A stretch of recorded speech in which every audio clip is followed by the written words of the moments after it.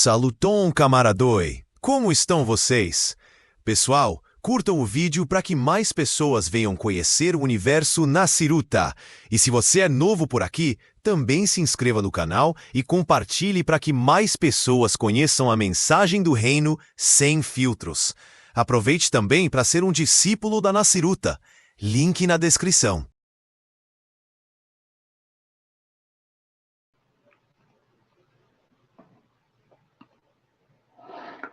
Tá aparecendo aí, pessoal?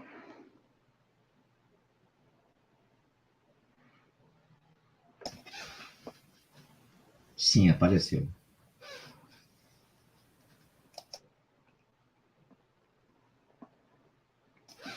Melhorou. Então vamos lá para a aula de hoje, né? A primeira aula na verdade, isso é um mini curso, não é nem um mini curso, gente. Eu acho que eu posso chamar isso de um curso praticamente, porque é a primeira etapa do mini curso Origem do Judaísmo Rabínico, do Cristianismo e do Islã, né?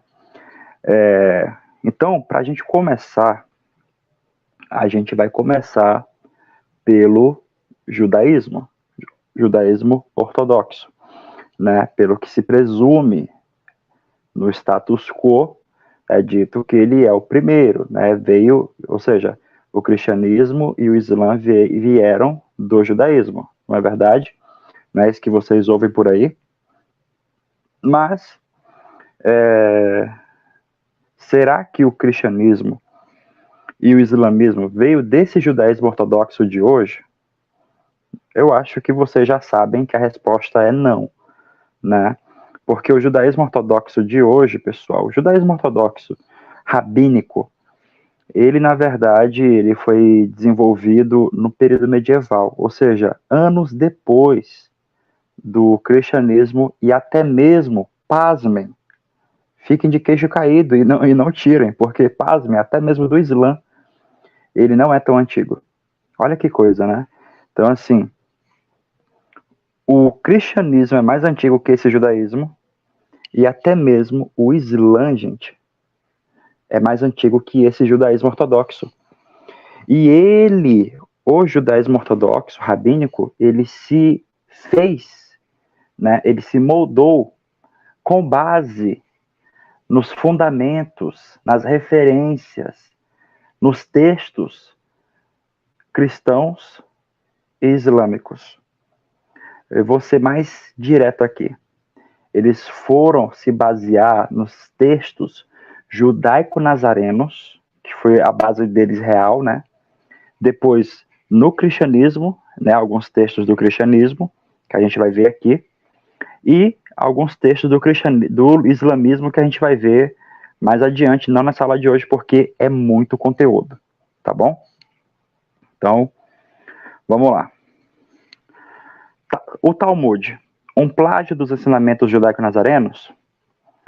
Claude Joseph Goldsmith Montefiore, fundador intelectual do judaísmo anglo-liberal e presidente fundador da União Mundial para o Judaísmo Progressivo, estudioso da Bíblia Hebraica, literatura rabínica e Novo Testamento, diz: quando o Talmud e os evangelhos são comparados, a originalidade está quase sempre do lado dos evangelhos. Tal frase, tão bem colocada, será comprovada mais adiante com diversas evidências de que o autor ou autores da Mishnah, Gemara e Talmud ou plagiou os escritos nazarenos ou corrigiu, que a gente vai trabalhar mais nessa hipótese, né? Corrigiu escritos de rabinos nazarenos, passando a usá-los como seus, ou seja, passando a usá-los como se esses rabinos fossem judeus rabínicos, ou seja, judeus ortodoxos, né? Anti-Jesus, anti-Yeshua, anti o Yeshua histórico. Pessoal, vamos lá. Eu acho que antes de eu prosseguir com esse mini curso, eu preciso explicar uma coisa para vocês. É muito complicado quando eu tento explicar isso, porque as pessoas, algumas bugam demais. Quando a academia fala cristianismo judaico ou cristianismo primitivo, entendam, eles não estão falando do cristianismo gentílico de Paulo, não. Eles estão fazendo referência àquele movimento primordial que começa lá com os apóstolos judeus de Jesus, o Jesus judeu, o qual o nome dele de verdade é Yeshua, e os seus apóstolos, Shelohim, emissários, né?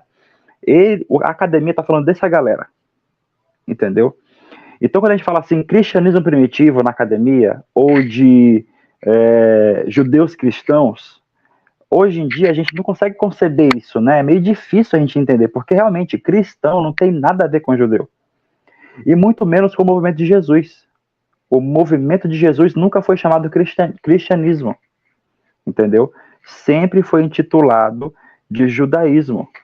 Judaísmo nazareno. Mas professor, você falou que, né, eles são chamados judeus nazarenos. Mas, professor, no hebraico moderno de hoje, e até mesmo na literatura rabínica, os rabinos e os judeus denominam os cristãos de Notzirim, né, nazarenos. Bom, eu sei que na literatura rabínica e na modernidade, o hebraico fala dos Notzirim, englobando juntamente, equivocadamente, erradamente, os cristãos gentílicos, tanto quanto também os messiânicos. Mas esse é um problema histórico grotesco, né? E é um anacronismo histórico também grotesco, porque, primeiramente, pessoal, quando o Talmud lá tá se referindo aos Notzirim, ele está se referindo não aos católicos. Isso que a gente tem que observar quando a gente está lendo o Talmud. Quando eles estão falando daqueles Notzirim, daqueles nazarenos, que não tem nada a ver com cristãos, os cristãos gentílicos, esquece esses caras. Eles estão falando daquele grupo de judeus ortodoxos que habitavam com eles na sinagoga. Entendeu? Eles conviviam com eles na sinagoga. Quer uma prova disso? Pois bem, tem um padre da igreja chamado Jerônimo, padre Jerônimo, Eusébio Sofrônios Jerônimo, que ele vai fazer essa citação e vai dizer, olha, os cristãos são amaldiçoados sob o nome dos nazarenos. Os nazarenos, né, que não abandonam a Torá nem nada. Né? Olha aqui como ele vai dizer aqui.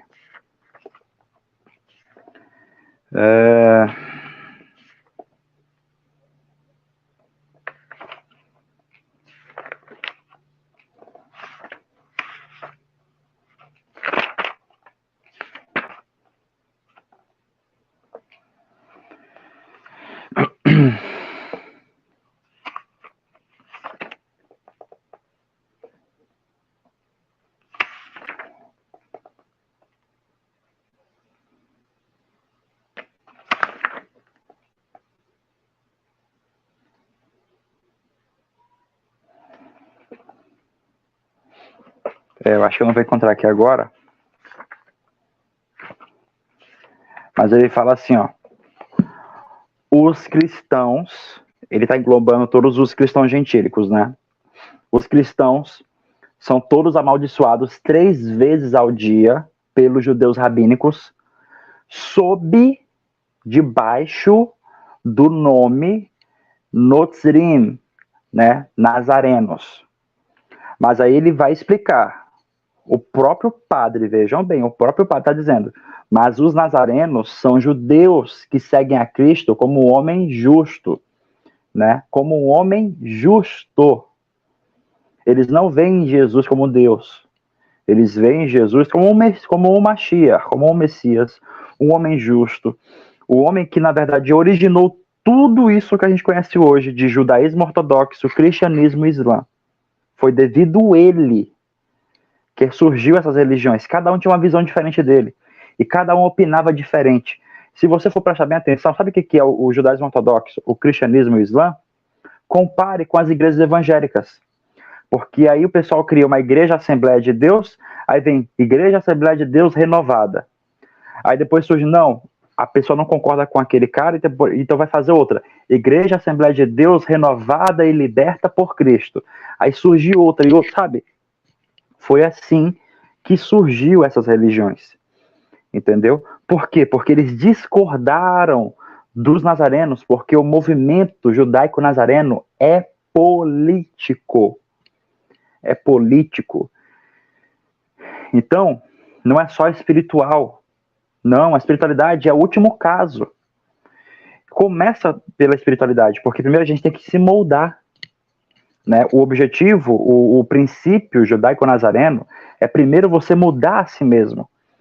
Você mudar de ideia, fazer techuvá, tornar a sua sanidade.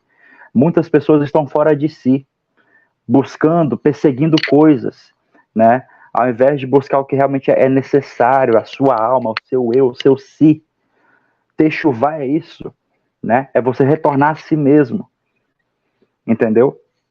Então, esse movimento, pessoal, quando a literatura rabínica fala de Notzirim, está falando daquele movimento, né? E aí eles amaldiçoavam tanto os judeus nazarenos, na Berikat Haminim da Amidah, isso tá lá, tá? A bênção 12, para afastar os nazarenos das suas sinagogas, porque vejam bem, até o século IV, 5, 6, e tem a arqueologia provou isso, lá na cidade, antiga cidade de Súcia, que é um subúrbio de Hebron, né?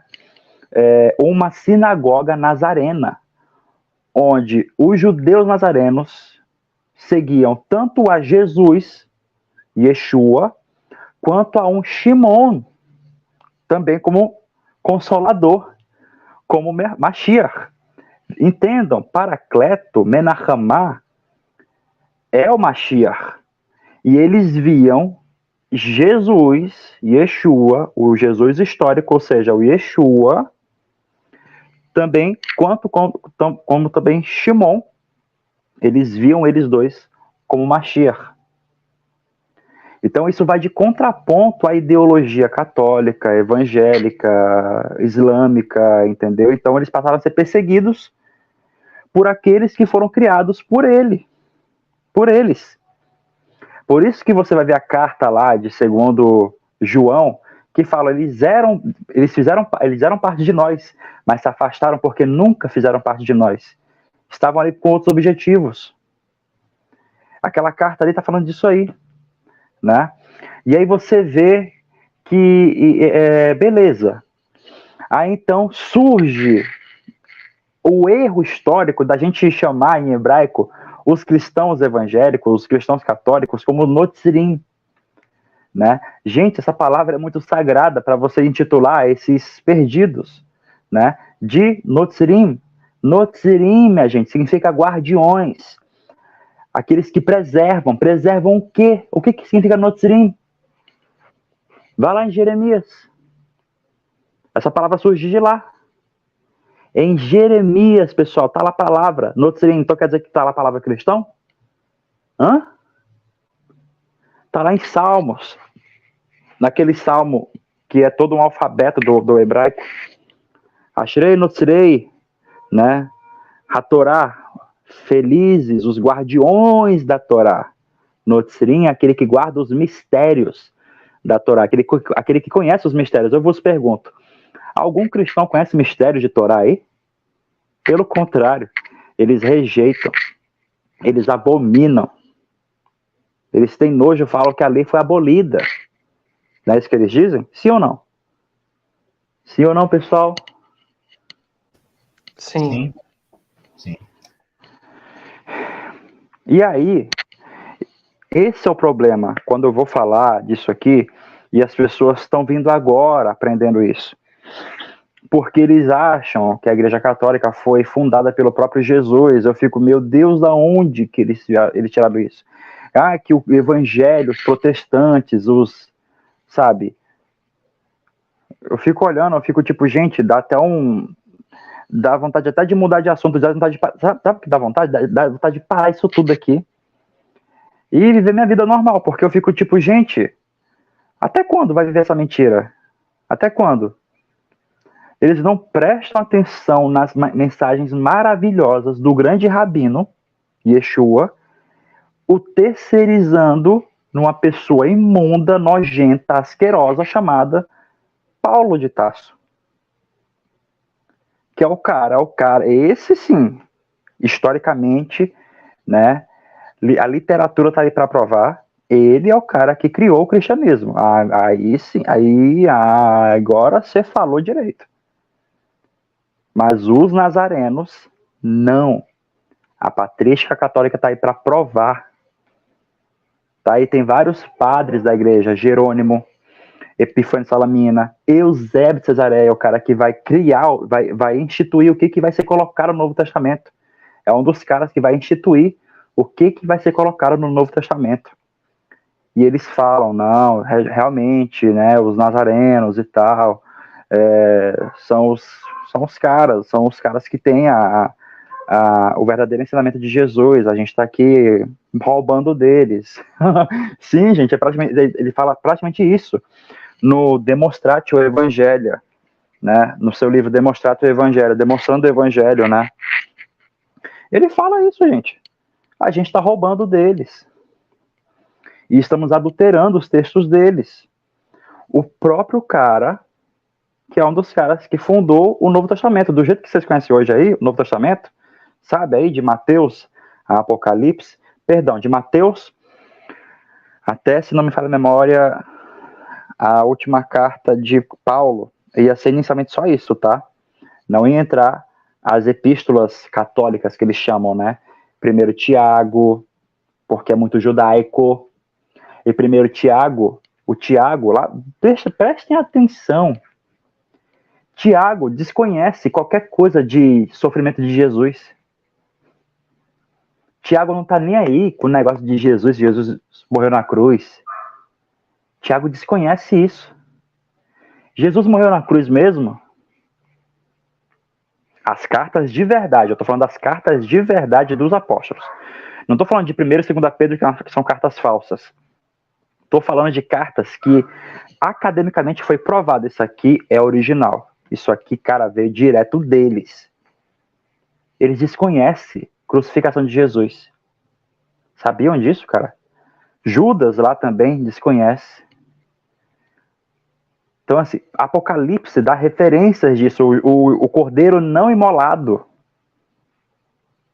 Cara, e as pessoas não prestam atenção. E aí o Evangelho de Mateus, por exemplo, quando você vai ver os 4 evangelhos, você vai ver aquela leseira lá que fala da crucificação. Sabe quem criou a crucificação, pessoal? Paulo de Tarso. Ele não tinha tradição oral, né? Então colocou lá no livro de Coríntios, 1 Coríntios, o que ele criou na cabeça dele, foi o que ele desenvolveu ali. Isso aqui, então, nosso Senhor fez o Novo Testamento. Ele aboliu a Torá, a Tanar, e fez o Novo Testamento. Tá lá no 1 Coríntios, vamos dar uma olhadinha lá. Esse é o cara que criou a teoria da crucificação. Originalmente, não havia história de crucificação em nenhum dos 4 evangelhos. Ou seja, não havia história de crucificação nem no evangelho original. Sabiam disso? Pois é, minha gente, não havia. Mas foi desenvolvido, desenrolado, com base na teologia de Paulo. Tá bom? Na teologia de Paulo. Até então não havia nada. Papias de Herápolis é claro em dizer que o primeiro evangelho era somente logias. Sabe o que é logia? Sentenças, frases. E só. Só. E aí? Como é que fica?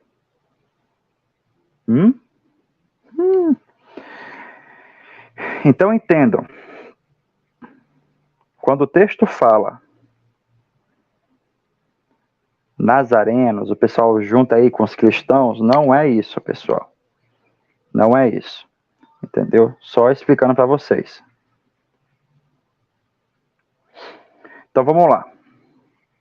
Primeiro, se o autor ou autores da literatura rabínica plagiaram os escritos nazarenos, onde estão as evidências disso? Querem evidências? Então tá bom. Aqui estão alguns dos diversos textos da literatura rabínica que se usaram das palavras de Jesus, colocando na boca de outro rabino do século 2 ou 3. Prestem atenção. Os rabinos que estão aqui, vocês podem pesquisar na internet, tá? Enciclopédia Judaica, Jewish Enciclopédia, tá? Esses rabinos aqui, ó. Rabi Gamaliel, filho de Rabi Yehudá, esses caras são do século 3, século 2, todos depois de Jesus. Prestem bem atenção. Então vamos aqui comparar o texto original, tá? Com o texto supostamente plagiado ou de alguém que estava citando, né, Jesus.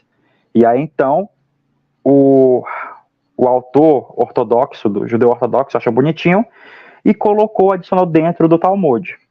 Tá bom? Vamos lá? Pois bem, Jesus diz assim: Tu vai hun la marachmane da leihun nehuvun rachme. Bem-aventurados os misericordiosos, pois a eles será dado misericórdia.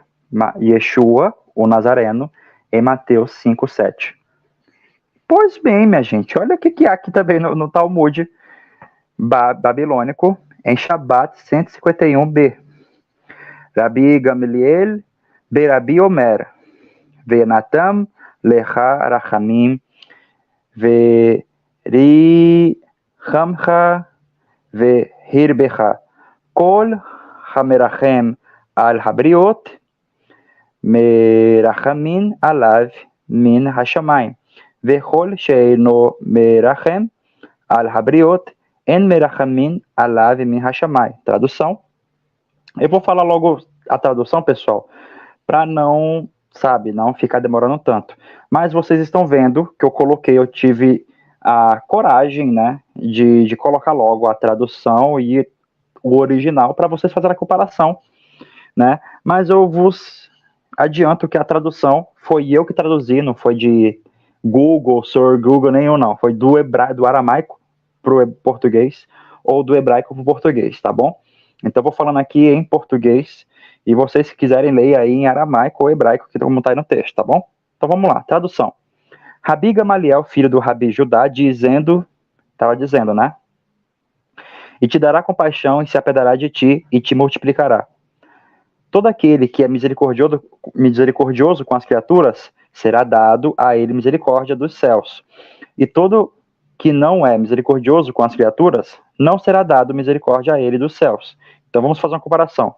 Olha o que diz Jesus: bem-aventurados os misericordiosos, pois a eles será dado misericórdia, certo? E aqui nós vemos: todo aquele que é misericordioso com as criaturas, será dado a ele misericórdia dos céus. E todo que não é misericordioso com as criaturas, não será dado misericórdia a eles dos céus. Plágio? E aí, o que vocês acham? Vamos lá, ainda está fraquinho, vamos lá. Jesus disse: bem-aventurados os que são perseguidos pela causa da justiça social, que deles é o reino dos céus. Jesus em Mateus 5:10.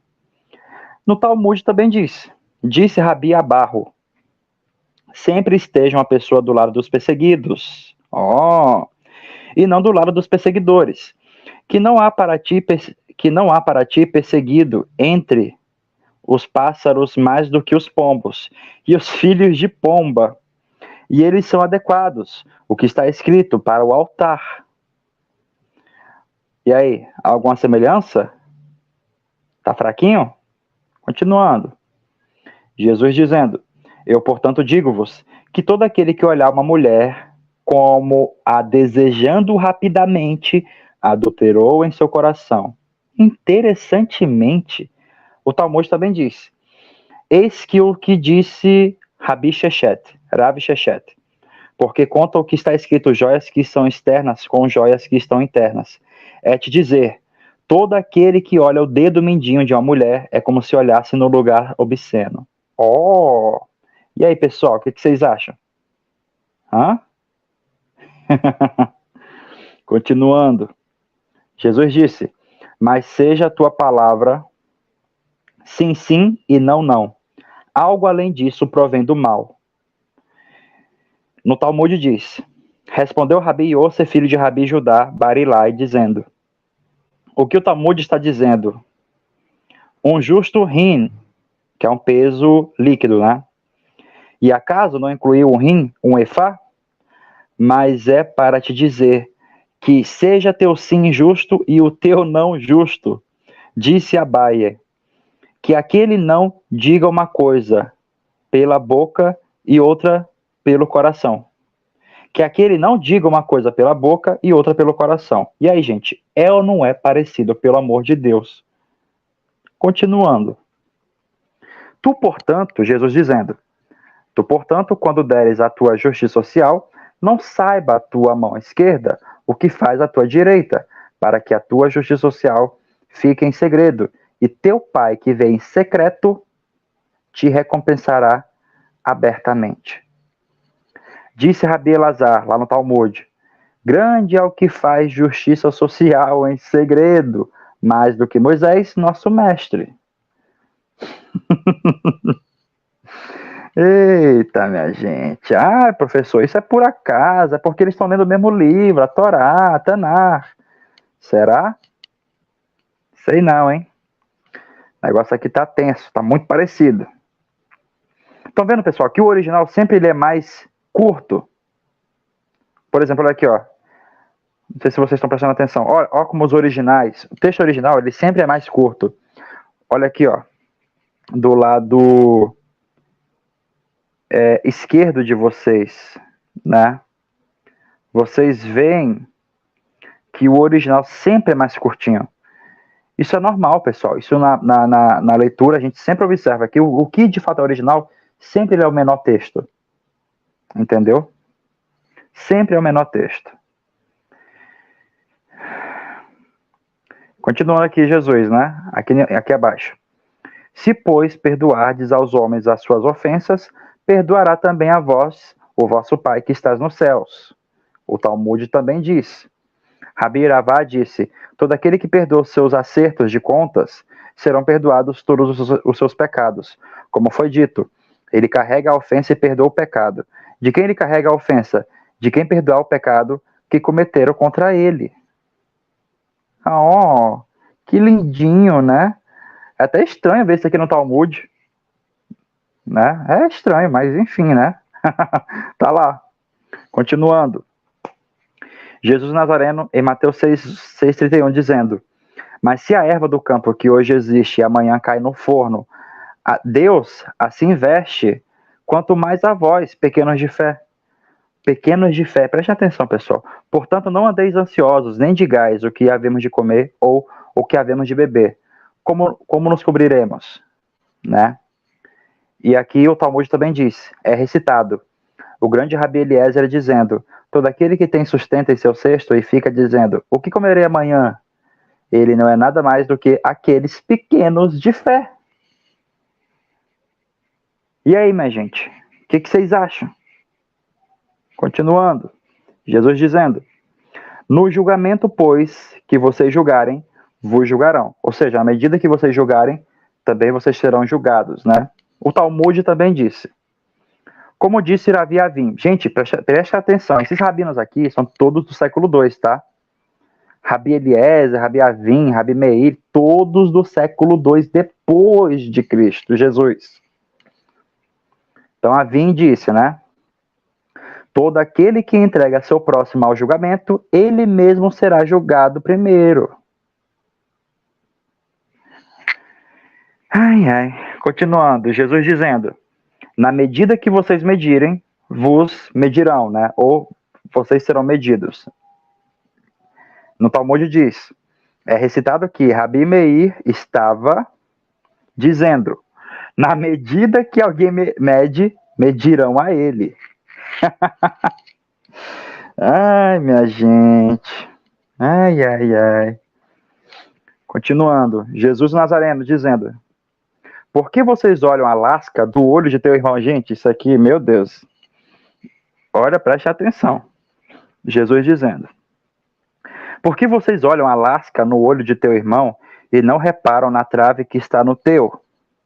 No Talmud também diz: e disse Rabi Yohanan, o que está escrito, e aconteceu nos dias do julgamento dos juízes, uma geração que julga os seus juízes, dizendo, olha só, remova a lasca dentre teus olhos, dizendo-lhe, tira a trave do meio de teus olhos, dizendo-lhe, a tua prata se tornou escória, dizendo-lhe, o teu vinho está misturado com água.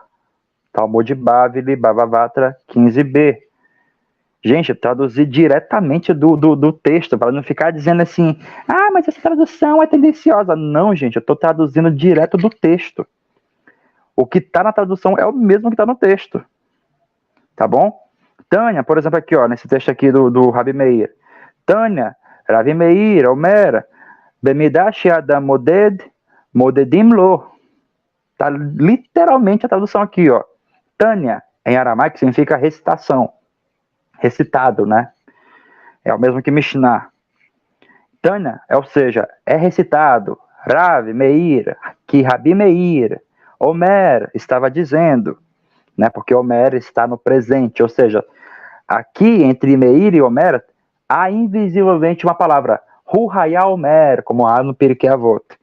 Estava dizendo, Bemidah, na medida, Sheadam, que alguém, ou um homem, ou uma pessoa, Moded, mede, veja, está no presente, tá?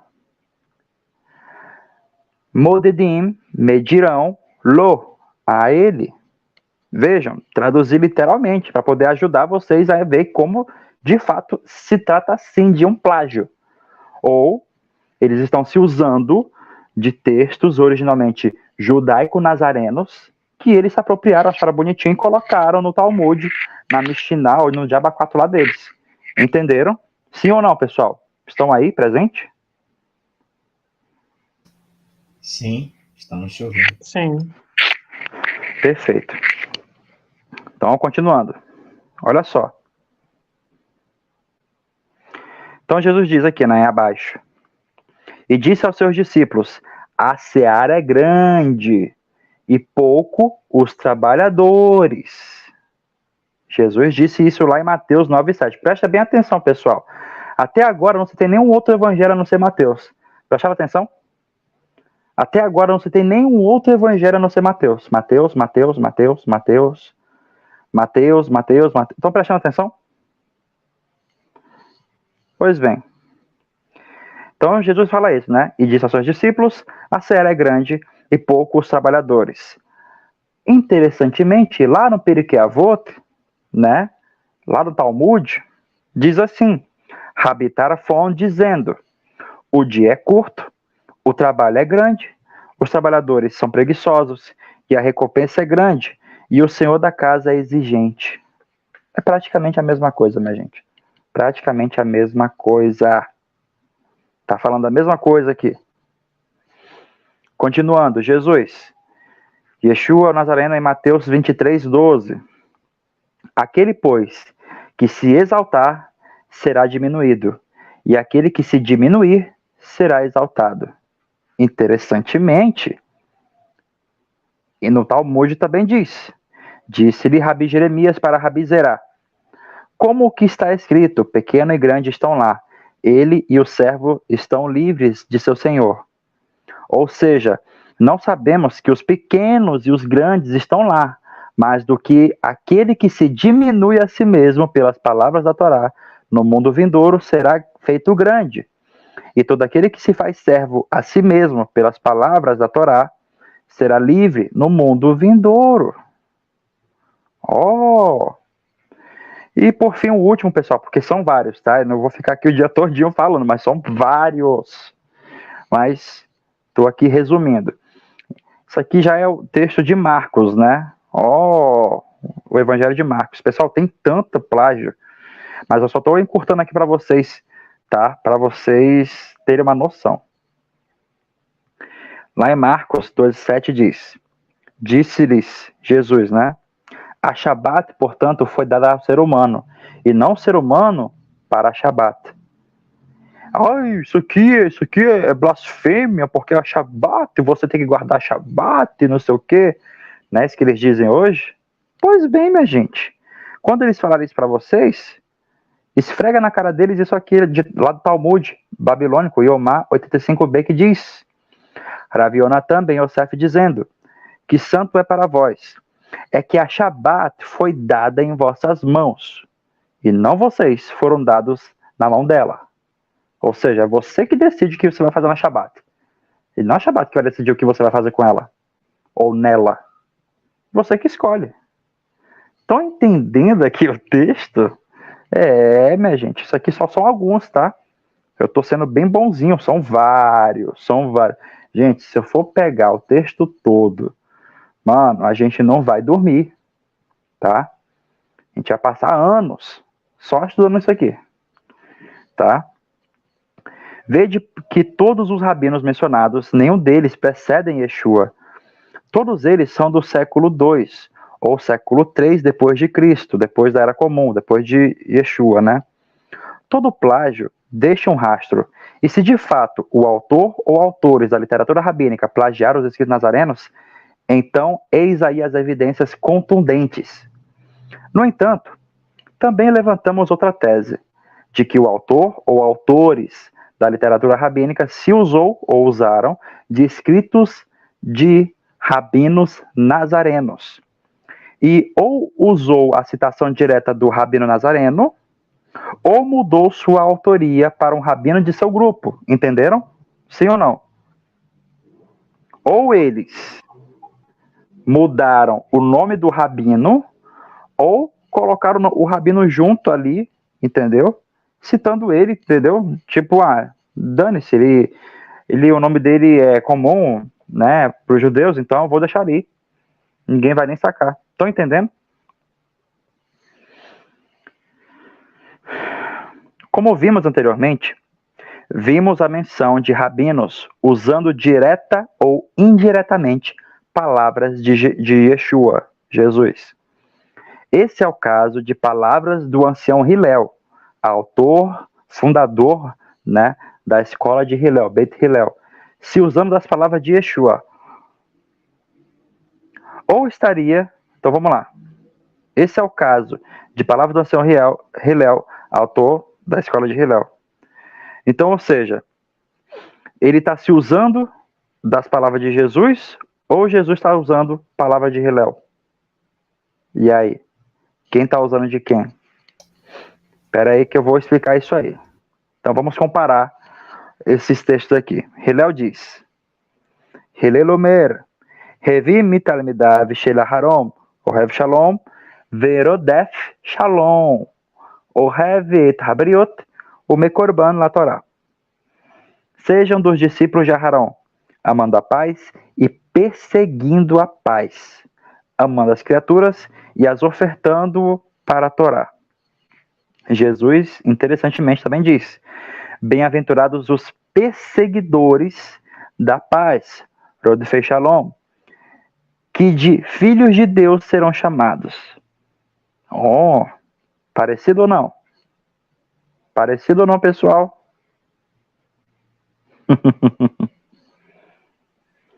Bem Continuando. criativo. Similar. Hillel falando. Ele estava dizendo: perseguindo o nome, perderás o seu nome. E quem não acrescenta, diminuirá. E quem se recusa a estudar, deve morrer. E quem faz uso da coroa será substituído. Gente, eu peguei aqui agora literalmente do texto do Pirkei Avot, né? Vou até citar aqui em hebraico. Hu Hayal Mer, né? Hillel falando. Naged Shema, Aved Shema. Naged Shema, Aved Sheme. Udlo Mosif Yasef. Udlo Yalef Katalá Hayav. Udeish Tamesh Betaná Betagá Halef. Tradução. Ele estava dizendo, né? Ruhayal Mer. Perseguindo o nome, perderás o seu nome. e quem não acrescenta, diminuirá. E quem se recusa a estudar, é isso que está dizendo o texto, né? A gente entende estudar a Torá, né? Só que o texto aqui está dizendo assim, Udilô e Aleph. Ou seja, e quem se recusa a estudar. É isso que está dizendo o texto. Ou seja, estudar qualquer coisa. Deve morrer. Katalá Hayav.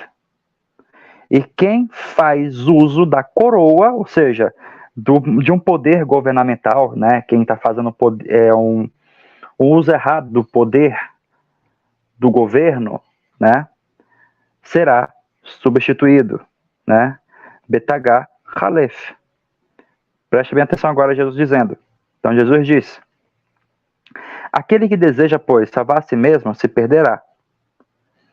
E aquele que perder a si mesmo, por minha causa, se encontrará. Qual, pois, é o proveito do ser humano se o mundo inteiro ele adquirir e a si mesmo perecer? Ou o que equivalente o homem terá se perder a si mesmo? Estão entendendo? É basicamente o que está dizendo aqui o texto do Pirkei Avot Hillel, né? Perseguindo o nome, perderás o seu nome, né? Porque, vejam bem, a pessoa que procura um mundo, né? Alcançar o mundo, conquistar o mundo, uma fama, né? Ele está perseguindo um nome, ou seja, um renome, uma fama, entendeu? Então ele acaba se perdendo de si mesmo, ele acaba se desocupando, ele esquece de si mesmo, né? Então ele adquire o mundo inteiro e perde a si mesmo, né? Ele para de o quê? Ele para de acrescentar coisas à vida dele, ele para de estudar, ele até mesmo pode entrar em corrupções para alcançar essa fama, porque ele se perde de si mesmo, não é verdade?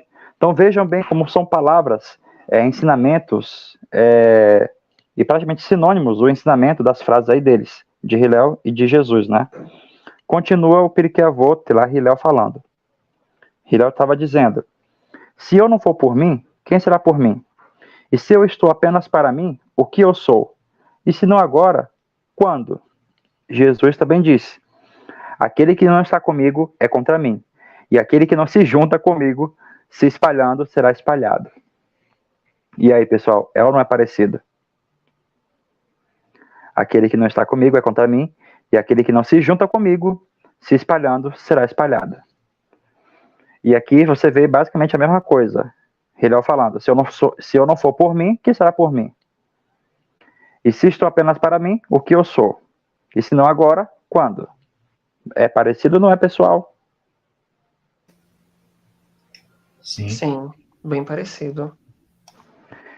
Hillel diz, e assim Hillel estava dizendo: a minha humilhação é a minha elevação, e minha elevação é a minha humilhação. Olha o que Jesus disse: aquele, pois, que se exaltar será humilhado, e aquele que se humilhar a si mesmo será exaltado. Minha gente, estão vendo aí na cara de vocês, gente. Chocante isso aqui. Disse Hillel: o que te é odioso, não faças aos outros. Essa é toda a Torá, e o resto é mera interpretação disso. Vem estudar, né? Zil gemor, né? Vem completar, estudar, né?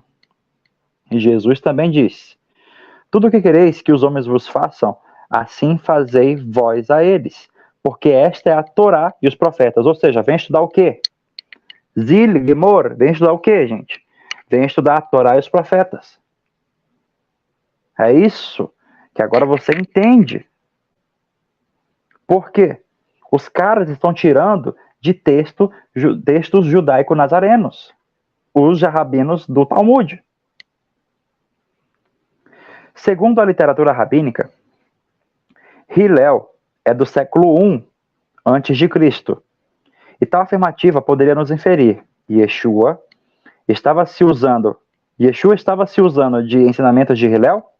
Bom, primeiro é que fora da literatura rabínica não temos nenhuma menção de Hillel, nem sequer por Flávio Joséfo, que cita até Gamaliel, que a literatura rabínica afirma ser um dos seus descendentes, mas nunca o menciona diretamente. Sobre a dita Mishnah, a patrística nos dá a seguinte informação: que diz: de repetições, os escribas tinham 4. Uma estava circulando em nome do profeta Moisés, a segunda na do mestre dele chamado Akiba, ou Baraquiba, outra no nome Adam, ou Anam, Hanam, né? Também chamado de Judas, talvez o Yehuda Hanassi, e outra em nome dos filhos dos Asmoneus. Quaisquer que sejam os costumes que derivam dessas 4 tradições, sob a impressão de que são a sabedoria, são em sua maioria insensatas, são ostentadas e elogiadas e celebradas e aclamadas como um ensinamento a ser dado em primeiro lugar. Epifânio de Salamina, Panarion 15, contra os escribas 2, 1, 2. Né? Outra citação. As tradições dos anciãos são chamadas de repetições. Prestem atenção, pessoal. O que ele está chamando aqui de repetições, ele nem translitera para Mishnah ou Mishnayot em latim ou em grego, né? O cara está falando em grego aqui, ó. Deuteroses de par autos esares esan mia men eis onoma Moses. Olha só, ele nem translitera, ou seja, essa Mishnah não estava em aramaico e nem em hebraico. É isso, é essa a problemática. Continua aqui o texto. As tradições dos anciãos são chamadas de repetições pelos judeus, e existem 4 delas. Uma circula em nome de Moisés, a segunda no da pessoa chamada Rabi Akiva, a terceira na pessoa de Ada ou Judá, Yehuda Hanassi, né? E a quarta nos filhos de Hasmoneus, Epifânio de Salamina, Panarion 32 contra os secundianos 9, 2, né? Comentário. Interessante notar que Epifânio, pai da igreja do século IV depois de Cristo, não translitera a palavra Mishnah ou Mishnayot para o latim ou para o grego aqui, né, no caso, né? Mas chama de deuteroses, repetições. E ele diz que as tradições dos anciãos são chamadas deuteroses, repetições.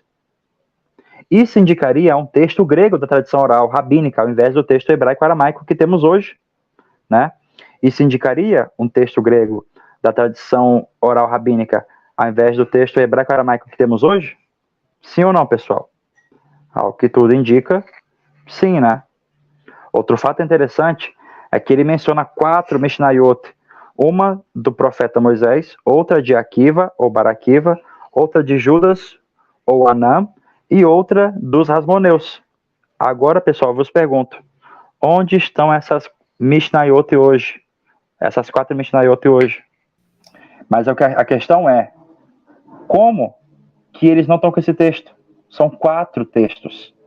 Uma, está dizendo aqui, é do profeta Moisés. Que livro era esse do profeta Moisés? Que eles não têm mais, né? Outra de Akiva, cadê esse texto de Akiva aí que eles falam, né? Outra de Ada ou Anan, né? Hanan, também chamado de Judas, que a gente levanta a hipótese, né? Esse aqui é o Yehuda Hanassi, né? E outra em nome dos filhos de Hasmoneus, ou seja, 4. Ao que tudo indica, nós só temos um aqui, né? Do Anan, né? Adão, chamado Judas, né? É o que pode ser, né? A gente não tem ideia. São 4, gente. Cadê esses textos hoje? Os caras estão descrevendo isso aqui no 4º século, né? Ou seja, no 4º século tinha uma outra tradição. Tinham 4 tradições. Cadê essas tradições hoje? Hã? Você tem aí o Talmud completinho aí, vários e vários livros aí do Talmud. Cadê? Só tem a Mishnah do Yehuda Hanassi, né? Que aqui a gente está levando a questão, talvez seja do Judas, né? Chamado Anan, Adam, né? Enfim. Cadê o do Akiva? Cadê o de Moisés? Cadê o dos filhos de Hasmoneus? Hã? É uma pergunta que eu vos faço. Porque tem a citação. E não é somente de uma, são 1, 2, são 3 citações. Né? Tem várias citações na patrística católica. Eles tinham os textos, tá? Eles tinham os textos em mãos. Cadê esses textos hoje? Hã? Problema, né? Problema. Então aqui diz, né? Eu digo, pois, ao que parece, tudo o que temos é a Mishnah de Yehuda Hanassi. Agora, a primeira citação do ancião Hillel, fora da literatura rabínica, é da patrística católica, como vemos. Então lá diz, né? Jerônimo diz, eles, é aqui, ó, os judeus rabínicos perseveram em suas blasfêmias, e 3 vezes ao dia, em todas as suas sinagogas, amaldiçoam o nome dos cristãos, prestem atenção, sob o nome dos nazarenos, sob, debaixo, né, do nome dos nazarenos. Os nazarenos, os quais aceitam a Cristo de tal forma que não deixam de zelar a antiga lei, a Torá, né, explicam as 2 casas como as 2 famílias de Samai e Hillel, das quais originaram os escribas e os fariseus. Ou seja, de Shammai veio os escribas, Soferim, e de Hillel os Perushim, né? Os intérpretes da Torá. Perushim tanto significa separado, santificado, quanto também aqueles que têm a interpretação oral da Torá. Ok? Aquibas, que assumiu a escola de ambos, né? É chamado o mestre de Áquila. Gente, não dizem que o pupilo de Akiva é Shimon Bar Yochai? Como que esse pai da igreja do século IV desconhece a existência de Rabi Shimon Bar Yochai como pupilo de Akiva? Olha o que ele está dizendo aqui. Akiva, que assumiu sua escola, é chamado mestre de Áquila. E o Rabi Shimon Bar Yochai, cadê? Né? O Áquila, pessoal, é o Onkelos aqui, tá? O prosélito. E depois dele veio Meir, que foi sucedido por João, o filho de Zaqueu, né? Yohanan ben Zakkai. E depois dele, Eliezer, e depois Telefom, que é o Tarefom, e em seguida José, o Galileu, e Josué, né, o Josué que a gente supõe, né, ser o filho de Hanânia, até a captura de Jerusalém, né, seja lá em 70 ou depois da derrota de Bar Kokhba lá em 135, tá? Samai, então, e Hillel nasceram não muito antes do Senhor, Jesus, no caso, né? Eles se originaram na Judéia. O nome do primeiro significa espalhador, de Samai, né? E do segundo, profanador, porque eles espalharam e profanaram os preceitos da lei por suas tradições e deuteroses. Estão vendo aqui? O Jerônimo também não translitera o texto hebraico, o aramaico, da palavra Mishnah para o latim. Ele coloca nitidamente em grego, deuteroses. Prova de que essa Mishnah, minha gente, essa Mishnah, essa tradição dos anciãos estava em grego. Assim como a gente hoje encontra a tradição de Filho de Alexandria somente em grego, assim como a gente encontra o livro de Flávio Josefo somente em grego, né? Então, quem dominava o grego estava indo de contraponto do latim, o romano, porque somente os judeus eram conhecedores natos de grego koiné. Ok? Claro que os outros também tinham, mas os judeus tinham preferência de sempre citar os textos, ou fazer os seus livros, em grego koiné, indo de contraponto à autoridade romana, latina. Entenderam? E aqui está o texto, está dizendo aqui. As tradições chamadas de deuteroses. Continua ele dizendo. E estas são as 2 casas que não aceitaram Salvador, que se tornou para eles destruição e vergonha. Quanto ao resto, os nazarenos explicam esta passagem lá de Isaías, né, da seguinte maneira. Quando os escribas e os fariseus dizem para vocês ouvi-los, homens que fazem tudo por amor ao ventre e sibilam durante seus encantamentos no caminho dos mágicos para enganar vocês, devem respondê-los assim. Não é estranho que vocês sigam suas tradições, já que cada tribo consulta seus próprios ídolos. Não devemos, portanto, consultar seus mortos pelos vivos. Gente, preste bem atenção nessa frase aqui que está dizendo. Não devemos, portanto, consultar seus mortos pelos vivos. Pelo contrário, Deus nos deu a lei e o testemunho das Escrituras.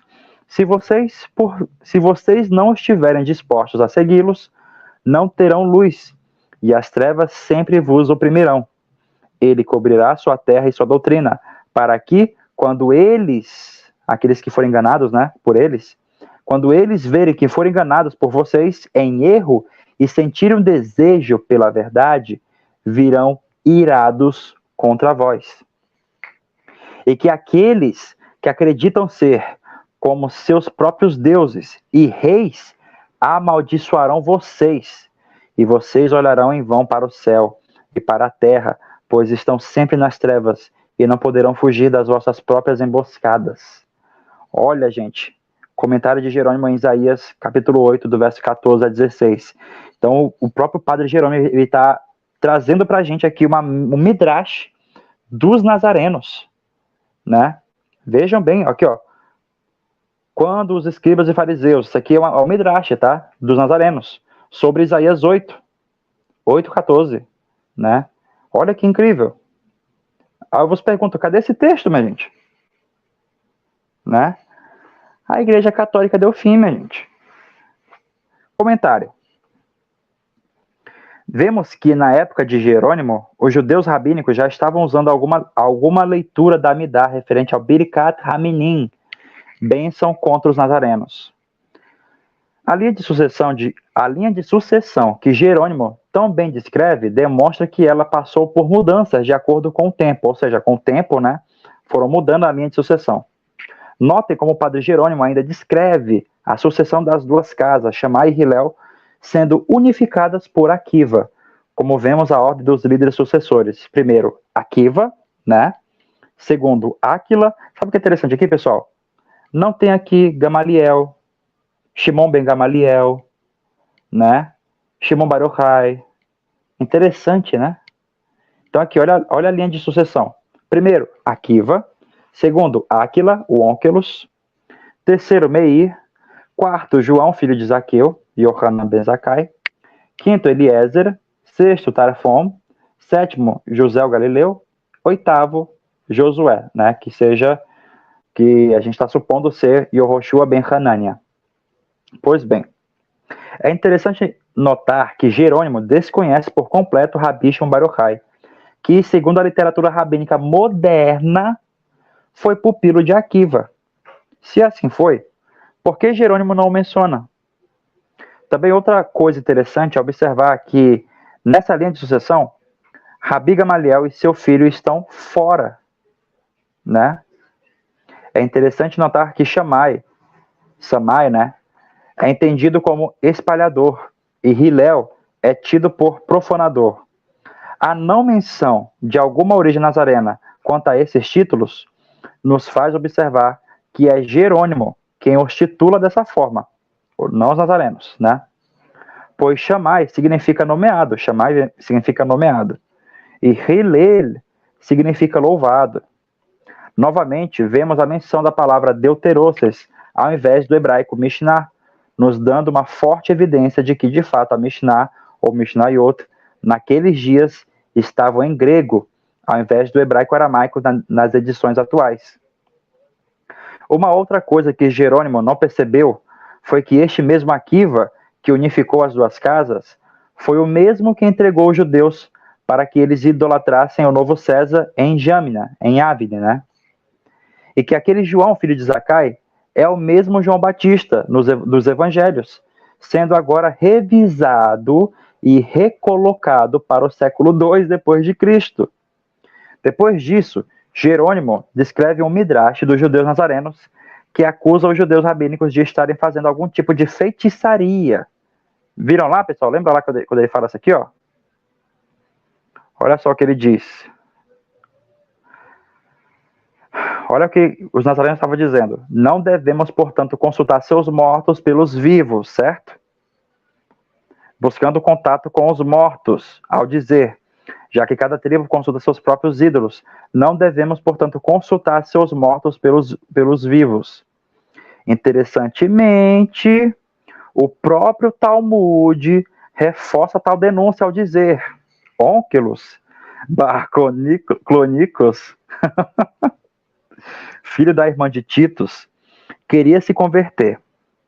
Ele levantou Titus diante dele, através da necromancia. Disse a ele: quem é importante naquele mundo? Titus disse a ele: o povo judeu. Onkelos disse: se eu então me apegar a eles. Tito disse a ele: seus mandamentos são numerosos e você não será capaz de cumpri-los.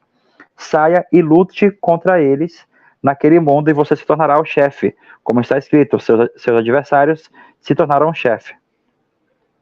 Qualquer um que aflige Israel se tornará o chefe. Onkelos disse-lhe: qual é o castigo daquele homem?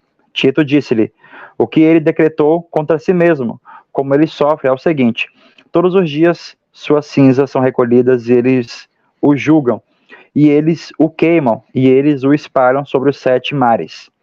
Onkelos então foi e levantou Balaão diante dele, por meio da necromancia, né? Ou seja, pessoal, onde é que ele estava aqui? Aqui o texto está dizendo que ele estava no cemitério, tá? Ele pegava o osso e fazia lá o ritual, né? Fazia ali o seu oráculo, né? Ele disse a ele: quem é mais importante, dizendo para Balaão, né? Quem é mais importante naquele mundo? Balaão disse a ele: o povo judeu.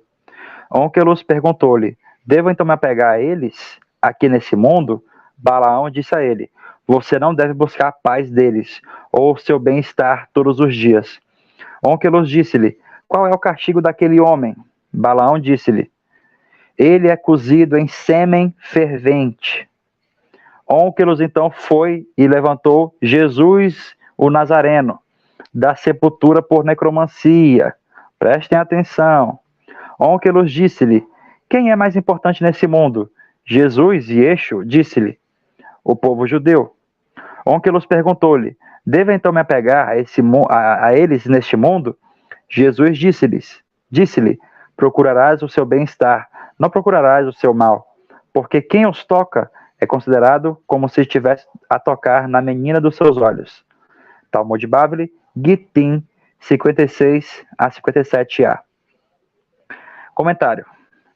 Parece que Onkelos, o Áquila de Sinope, mesmo depois de sua conversão ao judaísmo rabínico, continuou a prática da necromancia, já que ele mesmo saiu do judaísmo nazareno pela não admissão dos discípulos de tal prática. Isso nós observamos através de outra citação, agora da patrística, de como se deu a conversão de Áquila ao judaísmo rabínico. A citação é um pouco confusa, como veremos a seguir, mas é a partir dela que a passagem acima de Gittin 56b e 57a vai ser elaborada. Prestem atenção, como veremos claramente no decorrer do texto, como se segue. Então aqui é a citação, né? E ele, César Adriano, tomou Áquila, mencionado acima, que era um intérprete grego, uma vez que Adriano também era grego. Agora, Áquila era parente do imperador por casamento e era de Sinope no Ponto. E ele o estabeleceu lá em Jerusalém como superintendente da obra de construção da cidade. E deu à cidade que estava sendo construída seu próprio nome e a denominação do título real. Pois, como ele foi chamado de Aelius Hadrian, também chamou a cidade de Aelia, né? Aelia Capitolina. Epifânio de Salamina, Treatison, Raids and Missouri's the Syriac Version, né? A versão siríaca, tradução de James L. Medin, né? Mas isso aqui eu traduzi direto do siríaco, tá, pessoal? Para vocês. Comentário. Ora, em Gittin 56b, no Talmud, Áquila é parente de Tito Vespasiano. Já aqui no texto de Epifânio, de onde o autor ou autores do Talmud estão extraindo informação, Áquila parece ser parente do imperador Adriano, apesar do texto não citar isso diretamente, mas de dar a entender, né? No texto de Epifânio, Áquila foi superintendente da obra de construção da cidade que foi chamada Aelia Capitolina, em homenagem ao imperador Adriano, ou seja, né, ele que foi também um dos responsáveis a destruir o templo, a destruir tudo que era de Jerusalém, né, e tudo mais. O texto de Epifânio continua. Então Áquila, enquanto estava em Jerusalém, prestem atenção, também viu os discípulos dos apóstolos florescendo na fé e operando grandes sinais, curas e outros milagres, pois eles eram os que haviam voltado da cidade de Pela para Jerusalém e estavam vivendo lá e ensinando. Pois quando a cidade estava para ser tomada e destruída pelos romanos, foi revelado de antemão a todos os discípulos por um anjo de Deus que eles deveriam se retirar da cidade, pois ela seria completamente destruída.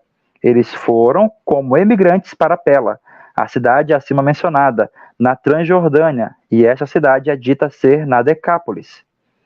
Mas depois da destruição de Jerusalém, quando eles voltaram para Jerusalém, como eu disse, eles fizeram grandes sinais, como eu já disse, Epifânio de Salamina, Treatise of Raids and Missouri's, the Syrian, tá aí a citação, né? É essa passagem da citação que é interessante, pois aqui vemos que Epifânio está tirando essa informação de outro livro, né? Se vocês prestarem atenção, o contexto aqui é como se houvesse uma quebra textual e o vício literário muda, tá? Pois aqui claramente está dizendo que Áquila se converteu ao judaísmo nazareno e não ao cristianismo, como ele está querendo colocar aqui, né? Como assim? Como Epifânio mesmo vai afirmar mais adiante no texto. Ora, somente os judeus nazarenos é que se refugiaram em Pela, como bem menciona toda a patrística católica, inclusive o próprio Epifânio, que diz lá aqui na citação 5 aqui, ó, lá embaixo. Este Ebion era contemporâneo com os judeus, e desde que ele estava com eles, ele era derivado deles. Em primeiro lugar, ele disse que Cristo foi concebido por relação sexual e era a semente de um homem, José. Sua origem dos ebionitas veio depois da queda de Jerusalém, pois uma vez que praticamente todos os que haviam chegado à fé em Cristo haviam se estabelecido em Pérea, em Pela, uma cidade na Decápolis, que o Evangelho menciona, a qual fica perto de Bataneia e Bassanites, como haviam se mudado para lá e moravam lá. Isso proporcionou uma oportunidade para Ebion. Lá ele começou seu ensinamento maligno. O mesmo lugar se deseja saber de onde vieram os nazarenos, de que falei, pois Ebion estava conectada com eles, e eles com ele. Cada seita, nazarenos e ebionitas, compartilhava a sua própria maldade, um com o outro. Eles também aceitam o evangelho de acordo com Mateus, como serentianos e merintianos. Eles também usam somente ele, o evangelho de Mateus. Eles o chamam de segundo os hebreus. E é verdade que apenas Mateus expôs e pregou o evangelho na língua e no alfabeto hebraico no Novo Testamento. Ele mesmo também menciona isso. Ou seja, ele mesmo se desmente aqui, pessoal. Porque se o Áquila, de fato, ele viu os apóstolos, né, lá, aqui como está dizendo, né, então Áquila, enquanto estava em Jerusalém, viu os discípulos dos discípulos, né, que tinham voltado de Pela. Quem são esses discípulos dos discípulos? Os nazarenos, né? Continuando. Só essa passagem desconstrói a informação que vem a seguir e que precisaremos recontextualizar, tirando a tendenciosidade de Epifânio. Então aqui diz: então Áquila, depois de ter sido fortemente movida em sua mente, acreditou no cristianismo. Não foi cristianismo, tá, pessoal? Porque foi o judaísmo nazareno, no caso, né? E depois de um tempo, quando ele pediu, recebeu o selo do Messias, né? Ou seja, ele foi batizado, foi circuncidado e tudo mais, né? Ele havia sido completamente treinado em vã astronomia, de modo que também depois de se tornar um cristão, um nazareno no caso, né?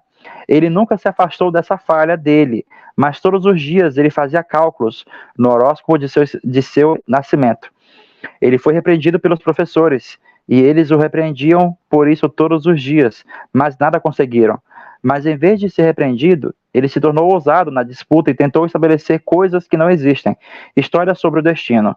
Portanto, como alguém que se mostrou inútil e não pôde ser salvo, ele foi expulso da igreja. Mas como alguém que se tornou amargurado em sua mente, sobre como havia sofrido desonra, ele se encheu de ciúme vão e, tendo amaldiçoado o cristianismo e renunciado à sua vida, tornou-se prosélito e foi circuncidado como judeu.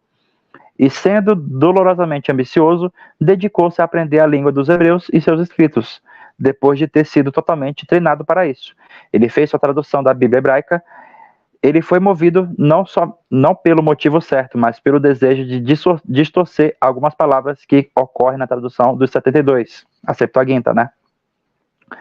Para que ele pudesse proclamar as coisas atestadas sobre o Messias nas divinas escrituras para serem cumpridas de outra forma, por causa da vergonha que ele sentiu para oferecer uma desculpa sem sentido para si mesmo.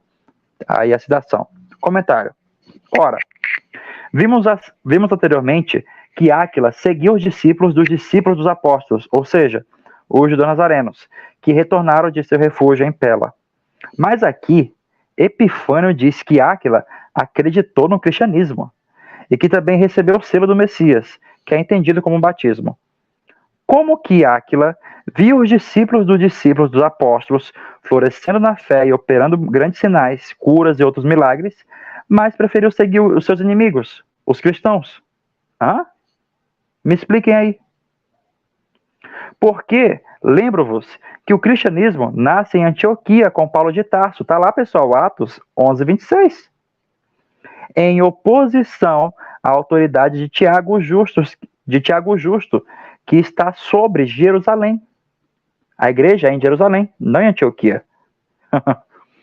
Algo aqui que também é interessante é notar que Epifânio diz que Áquila dedicou-se a aprender a língua dos hebreus e seus escritos. Ora, nesse tempo de Áquila, né, se é que ele passou a existir no século II, né, nesse tempo, então, os judeus rabínicos já não incentivavam o ensino do hebraico, somente os judeus nazarenos.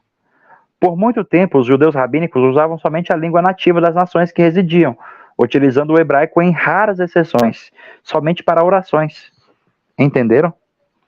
O interesse pelo hebraico veio surgir com Maimônides, já no século XII, ao verem que os caraítas, grupo oriundo daqueles nazarenos, ainda tinham toda a Tanar, a Bíblia hebraica, em hebraico, enquanto eles possuíam somente versões aramaicas dela, e somente poucas passagens mencionadas na literatura rabínica.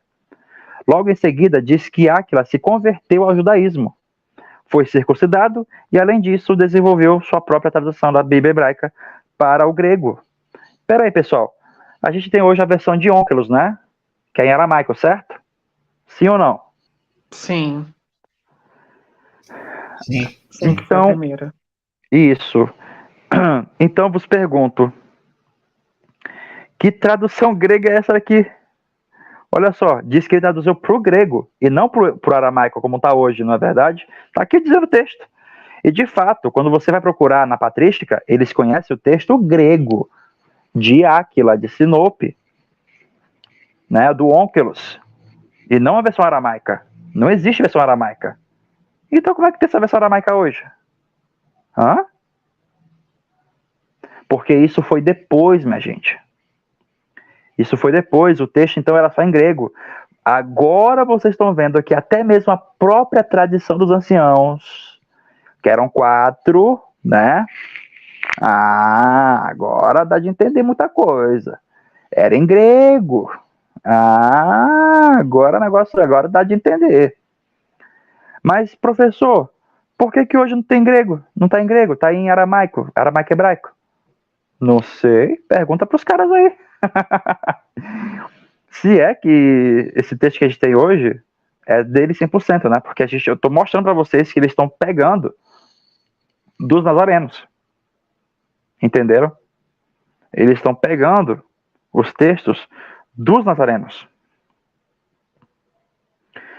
O que muitos não prestam atenção, devido à sua falta de conhecimento dos fatos, é que, na realidade, Áquila não se tornou judeu rabínico, mas judeu nazareno, como veremos mais adiante.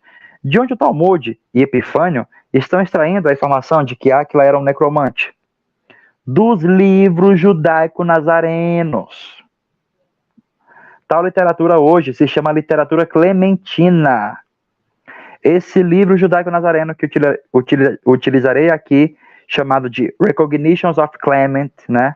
Reconhecimento de Clemente, que, para chegar até nós, nos dias de hoje, teve que ser interpolado pelos pais da igreja, mas foi o mesmo utilizado pelo autor e autores do Talmud, bem como pela patrística. Agora vejamos o que diz o reconhecimento de Clemente, ou seja, o Talmud, para fazer o Talmud, né, os talmúdicos, para fazer o Talmud, usaram a literatura clementina, os textos nazarenos, né, para desenvolver o seu Talmud. Assim também, a patrística católica, ela se usou desse texto para criar, inclusive, né, desenvolver uma parcela daquele livro lá de Atos, pessoal, dos apóstolos, lá no Novo Testamento. Sabiam disso? Pois é. Então aí diz, né, citação do reconhecimento de Clemente, que diz assim, ó, eu, Clemente, e Nicodemos, e depois Nicetas e Áquila, que anteriormente era discípulo de Simão, prestem atenção, mas finalmente, por meio de Zaqueu, foram... Zaqueu, pessoal, aqui tá, é Zacai, tá? Tá? Zacai. Lembra alguém? Yohanan Ben Zacai? Ai, minha gente, foram instruídos para serem confirmados na fé de Deus por meio de nosso Senhor Jesus, o Messias. Reconhecimento de Clemente, livro 2, verso 1. Comentário.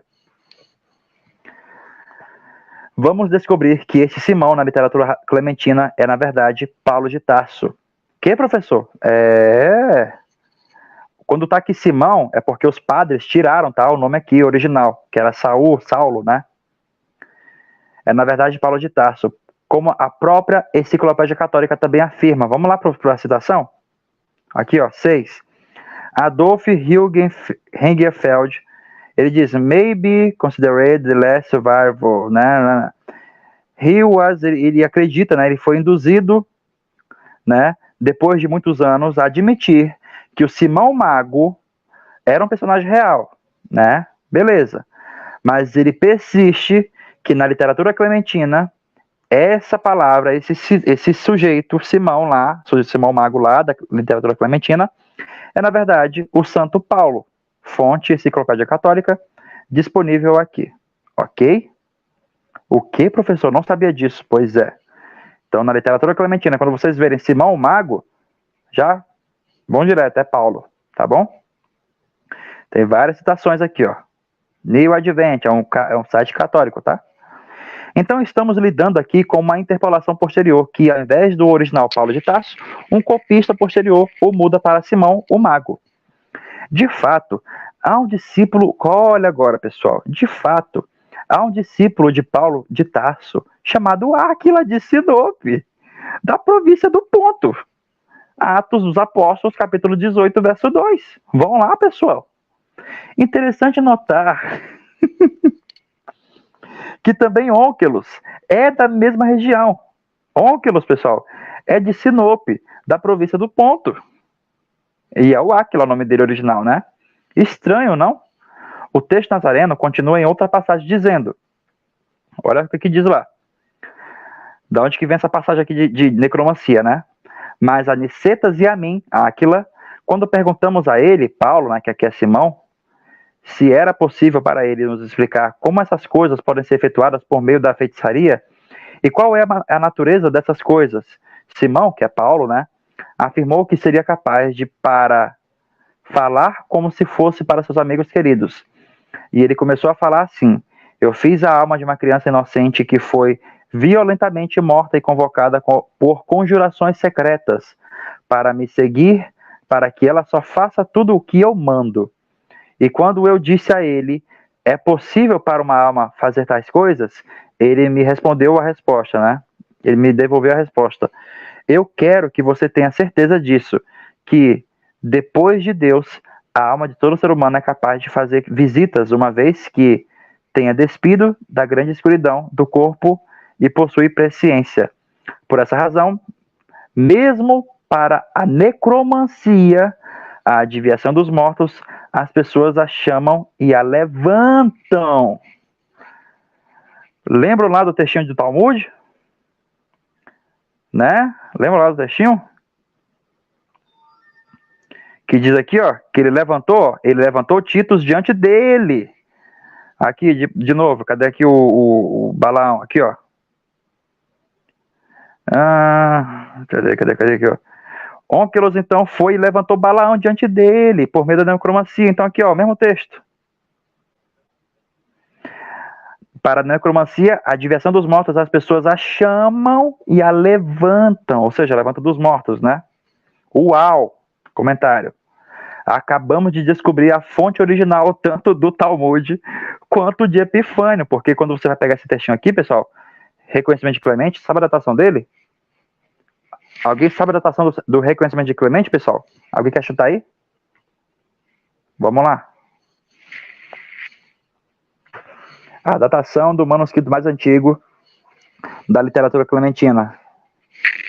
Alguém sabe?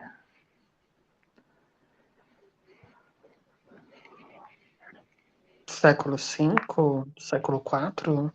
Opa! Acertou. Século 4 e 5. Século 4 e 5. E agora, sabe o texto mais antigo do Talmud, a datação dele, pessoal? Fragmentos da Mishnah, Guemará, sabe? Chutem o texto mais antigo da Mishnah, Guemará, etc. Os fragmentos. Chutem.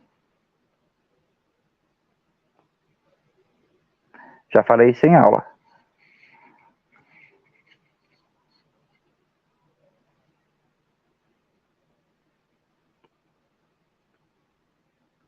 Século 11, pessoal. Século 10, 11. Ou seja, temos um texto do século 4, 5 e outro do século 10, 11. Né? Então, quem está tirando de quem? Outra coisa. O Talmud completo que temos hoje, pasmem, é do século 14. O Talmud é mais recente que o próprio livro do Zohar, sabiam? Que, professor? O Talmud é mais recente até mesmo que o livro do Zohar. Que eles falam que o Zohar é falso e tal. Pois bem, o Zohar é do século 12. Tem fragmento do século 11. E aí, como é que fica? Do Zohar. Como é que fica agora? Eita, professor. Caraca, não sabia. Tá sabendo. Então aqui, ó. Não é novidade que a patrística católica estava se usando da literatura judaica nazarena para desenvolver sua igreja gentílica. Evidências disso é quando Eusébio de Cesareia vai citar um judeu nazareno do século II, chamado Egésipo, onde ele vai afirmar que o utiliza diversas vezes, direta ou indiretamente. Vamos lá, citação. Olha o que Eusébio de Cesareia está dizendo. Olha o que Eusébio de Cesareia está dizendo, pessoal. Egésipo, de quem já utilizamos diferentes passagens. Eusébio de Cesareia, História Eclesiástica, livro 3, verso 32. Além da patrística, a literatura rabínica também extrai suas informações dos mesmos judeus nazarenos. Vamos tomar como exemplo uma passagem do Talmud que diz: acompanhado pelo Rabi Elazar ben José, perto do fim de sua vida, Shimon foi enviado a Roma para pedir ao imperador a abolição de certas leis antijudaicas. O sucesso de Shimon nessa missão, como muitas de suas realizações, foi dito ter sido devido ao milagre. A caminho de Roma, ele foi recebido pelo demônio Bentemalião. Algumas versões dizem Asmodeus, né? Que apesar de não ser um espírito tão maligno, ofereceu sua ajuda.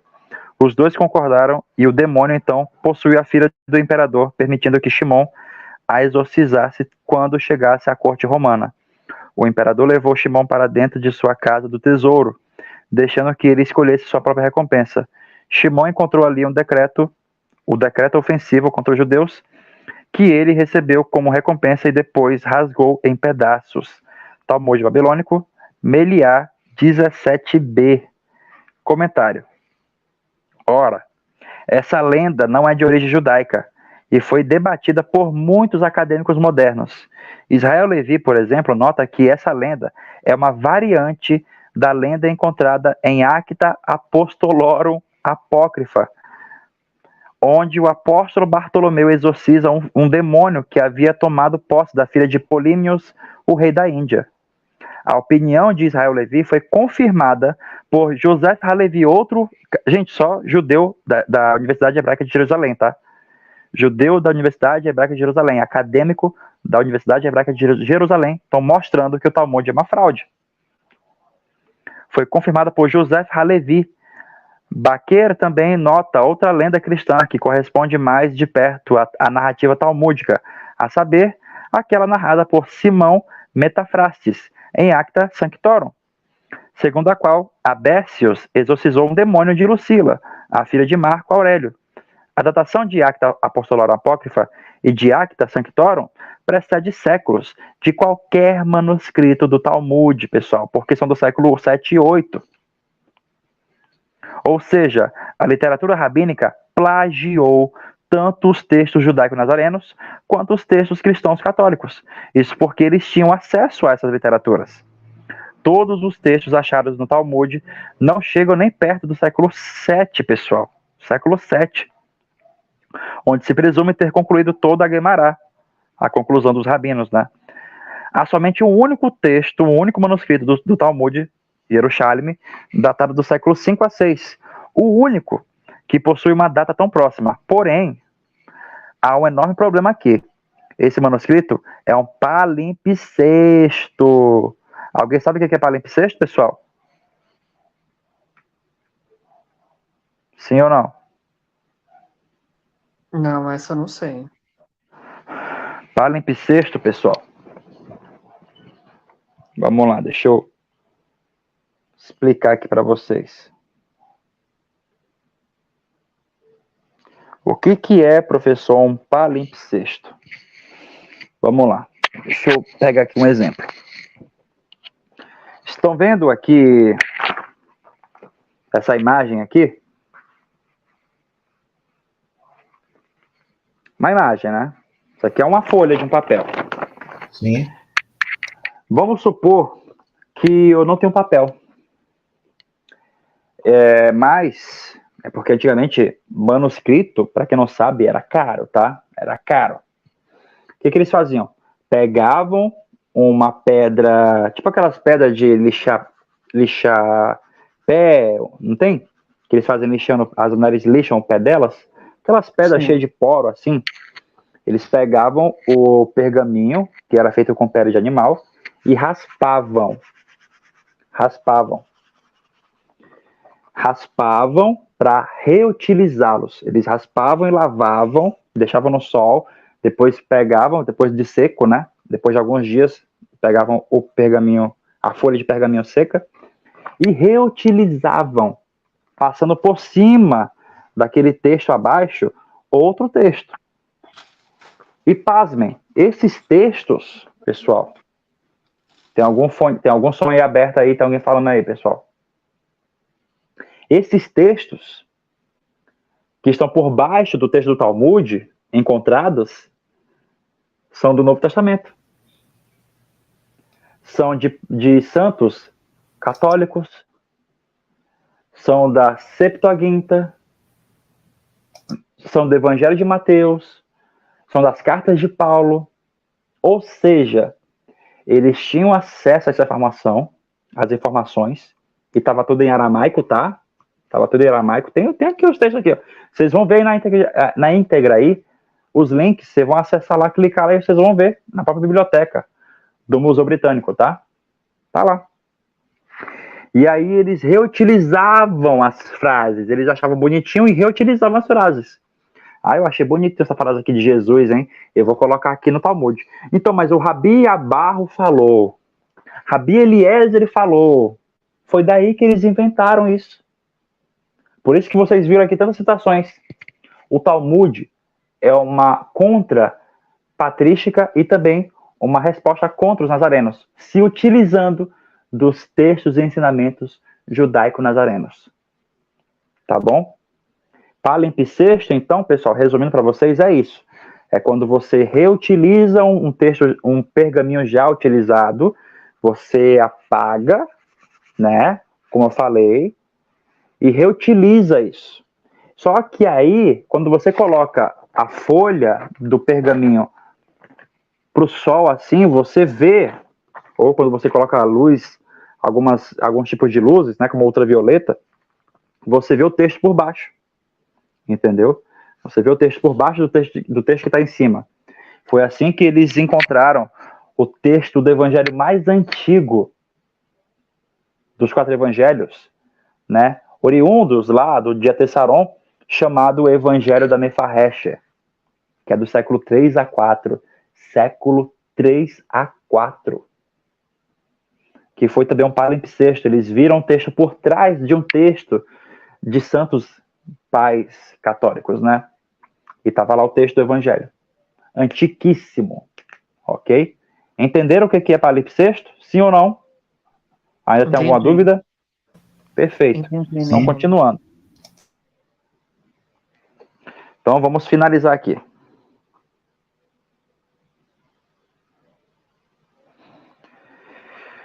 Onde é que eu estava? Palimpsesto. Tá.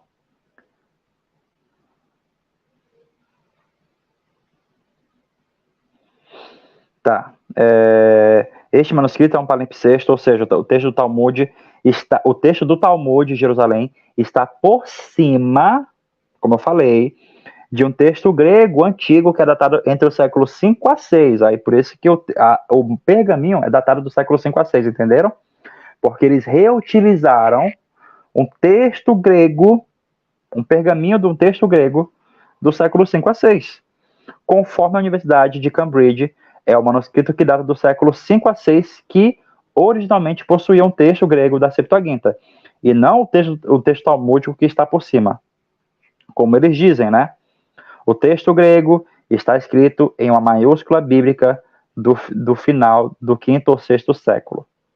E é aí onde descobrimos a origem dos plágios, pois vários textos da patrística e do Novo Testamento foram encontrados raspados, e por cima desses textos, colocaram os textos do Talmud, Midrash, Guimarães, etc.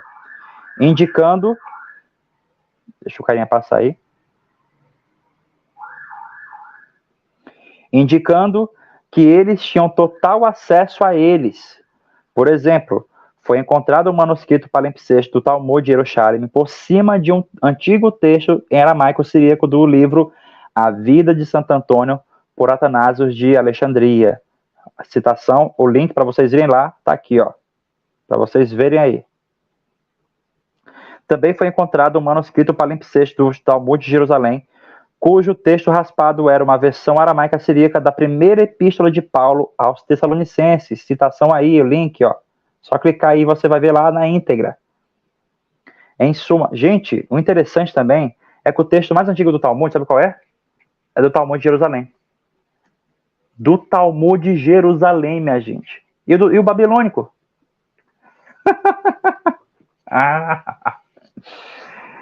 Então por que eles não usam o Talmud de Jerusalém, já que é o mais antigo? Por que eles usam o Talmud babilônico? Eita, professor, não sei. Se você não sabe, imagina eu. Eu sei por quê, gente. Eu sei por quê. É porque o Talmud de Jerusalém, ele está sempre por cima de o texto que temos é de palimpsestos, ou seja, a prova de onde que surgiu esse Talmud. De textos nazarenos e cristãos e muçulmanos. Entenderam? É isso que é a vergonha deles. Por isso que eles não gostam do Talmud de Jerusalém. Porque, quebra eles. Porque quando vai para os manuscritos, pois bem, os manuscritos são palimpsestos por cima de textos nazarenos e cristãos e muçulmanos. Eita lasqueira. Em suma, o que quero mostrar aqui, caro leitor, é que esses judeus rabínicos medievais tinham acesso à patrística cristã e judaica nazarena. E foi através desses livros que eles formularam suas histórias para criar um documento contra-patrístico e contra-judaico-nazareno e presumivelmente anti-Yeshua, criando o judaísmo rabínico moderno, enquanto que o cristianismo desenvolveu um Jesus quase que gentil, anti-messias e totalmente o oposto do judeu Yeshua nazareno histórico. Tudo isso ocorreu no período medieval. Agora voltemos à história de Áquila em reconhecimento de Clemente. Clemente surge ao amanhecer, né? Eu estou resumindo aqui a história. E encontra Pedro, que continua a instruí-lo. Pedro manda chamar 2 de seus discípulos, Nicetas e Áquila, a quem ele descreve como filhos adotivos de Justa, a mulher cirofenícia, cuja filha foi curada por Jesus lá em Mateus 15, 21, pessoal. Gente, então o Áquila não é do século 2. O Áquila, minha gente, é do tempo de Jesus, lá no século 1. Caramba! Eles foram educados desde a infância por Simão o Mago, que no caso, que na realidade, né, é Paulo de Tarso. Mas foram convertidos por Zacai, outro discípulo de Pedro. O mesmo Zacai, cobrador de impostos, que na realidade é Matias Barnabé. Pedro decide seguir, deixando Zacai como bispo em Cesareia. As citações tudo aí, tá aí. Isso aqui, pessoal, citações, tá? Homília de Clemente acrescenta que Pedro permaneceu mais 7 dias e batizou 10.000 pessoas, enviando Nicetas e Áquila para ficar em Tiro com Vérnica, né, Berenice, filha de sua madrasta Justa. Ou seja, o nome da menina, né, que Jesus ressuscitou é Berenice. Mas reconhecimentos de Clemente relata que 7 outros discípulos foram enviados, enquanto Clemente permaneceu em Cesareia por 3 meses com Pedro, que repetiu em particular à noite as instruções públicas que deu durante o dia. Tudo isso Clemente escreveu e enviou a Tiago Justo. Sabe o que é interessante de Clemente, pessoal? Ele não conhece nenhuma conversão de Paulo. Não houve conversão de Paulo. Paulo nunca se converteu ao judaísmo nazareno. No capítulo 75, é descrito o conteúdo dos 10 livros desses sermões que foram enviados a Jerusalém. Na manhã seguinte, Pedro é interrompido em suas orações por um velho que lhe garante que a oração é um erro, já que todas as coisas são governadas pelos inimigos ou pelo destino. Pedro responde. Áquila e Clemente também tentam refutá-lo, mas sem sucesso, pois o velho havia feito um horóscopo para ele e sua esposa, e ele explica como isso se tornou realidade. Clemente, Nicetas e Áquila reconhece que este homem, esse velho, é seu pai. Pedro pergunta seu nome e o de seus filhos. A mãe deles entra correndo e todos se abraçam em lágrimas. Fausto é então convertido por uma longa série de discursos sobre o mal e sobre mitologia. Simão, Paulo de Tarso, é afastado pelas ameaças de Cornélios, o centurião romano. Olha só, minha gente. Mas primeiro ele muda o rosto de Fausto à sua própria semelhança, chamando-o com um suco mágico, na esperança de que Fausto seja condenado à morte em vez de si mesmo. Pedro afugenta os discípulos de Simão, de Paulo no caso, né, com o que são simplesmente mentiras, e envia Fausto a Antioquia para desmentir. Olha aqui, veja, lembram que o cristianismo foi criado em Antioquia, lá em Atos 11, 26? Pois bem, então aqui ó, se explica. Olha só, Pedro afugenta os discípulos de Simão, de Paulo, com o que são simplesmente mentiras, e envia Fausto a Antioquia para desmentir na pessoa de Simão, ou seja, Fausto, o pai de Áquila, Nicetas e Clemente, ele toma a face de Paulo, né, todo o abuso que Simão tem derramado sobre o apóstolo lá, né, contra Pedro lá em Antioquia. E vocês sabem, tem esse problema nas cartas de Paulo, né, contra Pedro, não é verdade? Lembram? O povo de Antioquia, em consequência, anseia pela vinda de Pedro e quase matou o falso Simão, ou seja, o Paulo, né, que na verdade era o Faustus, que foi lá para desmentir, né, o que havia sido elaborado pelo Paulo de Tarso. Pedro o restaura à sua forma adequada e a partir de então todos vivem felizes. Matídia é a mãe de Clemente e dos gêmeos, a mãe original dele, né, deles, biológica, e dos gêmeos Faustos e Faustinos, conhecidos na história como Niceta e Áquila. Ela é de origem nobre e casada com Fausto, Um parente do imperador Augusto César. Agora faz todo sentido. Agora, professor, faz todo sentido. Pois é, minha gente. É porque essa história de Onkelos nunca foi verdade. Vocês estão vendo aqui da onde que os caras estão tirando. Os caras estão tirando da história lá de Jesus, lá no século I, e estão recolocando no século II. Entenderam? Eles estão readaptando a história. Não o citam mais como Áquila, e sim agora como Onkelos, para não dar na cara. Áquila era discípulo de quem? De Paulo. Era pupilo de quem? De Paulo. Eu estou provando aqui para vocês. Vão ler o texto. Eu estou resumindo aqui. Eu estou resumindo o textão para vocês. Agora, professor, faz sentido. E a datação, minha gente, desses textos aqui é antiquíssima. Eu tenho aqui o texto em aramaico. Eu tenho esse texto em aramaico. Tá?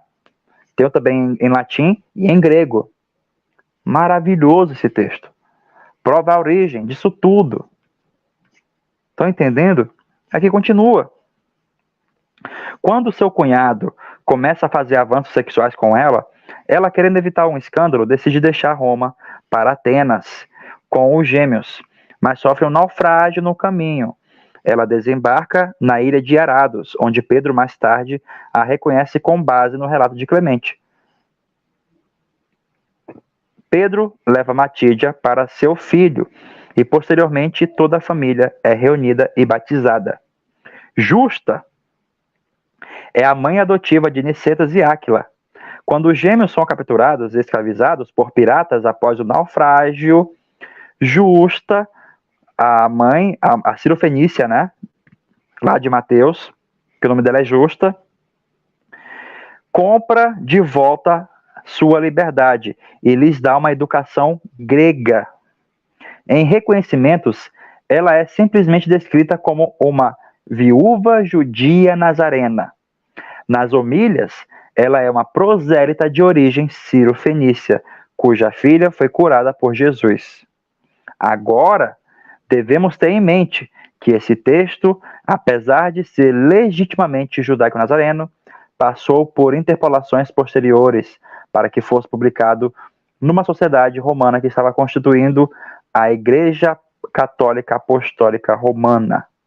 O Pedro aqui na literatura clementina não é o apóstolo Simão Pedro, mas Simão o Zelote, o irmão de Jesus por parte de mãe e primo de Jesus por parte de pai, pois seu pai era Alfeu, irmão do pai de Jesus, José.